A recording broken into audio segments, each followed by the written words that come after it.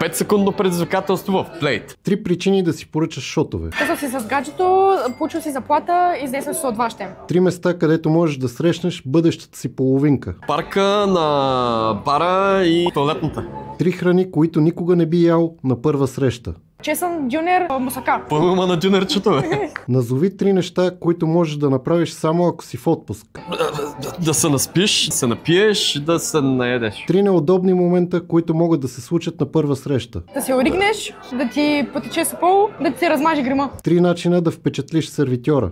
Голям бакшиш, да изядеш много храна, да изпиеш 2 бутилки уиски. 3 неща, които барманите мразят. Мръсни пръсти, Питай. мръсни чаши и много пръчки. Замина. 3 неща, които обикновено не трябва да се правят на бар или ресторант. Да се... Изброй 3 неща, които винаги казваш, когато закъсняваш. Тръгнала съм, обувам се и идвам след 5 минути. 3 неподходящи аутфита за бар. Такива панталони, анцунг и маратонки.